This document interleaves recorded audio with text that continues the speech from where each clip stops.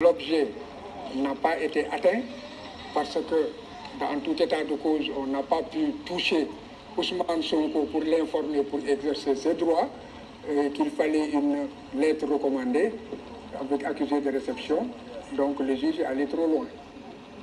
Par voie de conséquence, pour ce motif, vous savez très bien que je ne peux pas être d'accord. Bon, donc il ne faut pas me poser cette question. Oui, mais c'est une décision de justice, je la respecte et je la commenterai. Voilà. J'ai une question par rapport, pourquoi est-ce qu'on renvoie vers le tribunal de Dakar? Pourquoi Dakar? Non, quand la Cour suprême casse, elle peut renvoyer devant n'importe quelle autre juridiction, n'est-ce pas, du Sénégal. Donc il a choisi que ce soit Dakar. Et elle n'a pas, bon, mentionné dans une certaine mesure, c'est en fait, disons, sans que l'on puisse spéculer. En tout cas, le constat, c'est qu'eux, ils disaient que c'était Dakar qui était compétent et finalement, c'est Dakar qui va juger l'affaire. Ça, c'est un simple constat que je fais sans commentaire. Bon, je ne rentre pas dans ça. Une conseillère qui est là, qui écoute les débats. Ensuite, ils vont en délibérer ensemble. Ils décident d'une chose apparemment et elle ne vient pas en abandonnant l'audience.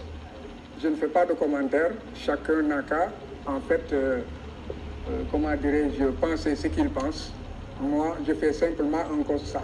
Est-ce à dire aujourd'hui que Ousmane Sonko ne peut plus être candidat à la présidentielle? Comment? Est-ce à dire aujourd'hui que Ousmane Sonko ne peut plus être candidat à la présidentielle 2024? Non, on ne le dit pas, parce que c'est une question. Ousmane est la personne qui a seulement besoin de 24 heures pour réunir tout ce qu'il veut en parrainage. Donc jusqu'à présent, ce n'est pas compromis.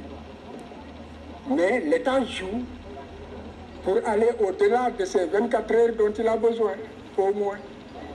C'est un jeu. Et c'est ça qui est nauséabond. Un État donc, qui a des pratiques, n'est-ce pas, et qui utilise les pouvoirs, l'administration, tout ce qui est à portée de main, qui en fait terrorise même, je peux dire, l'appareil judiciaire, administratif, la Sénat qui est envoyée à la retraite. On les renvoie tous par un décret simplement parce qu'ils ont dit inscrivez-le.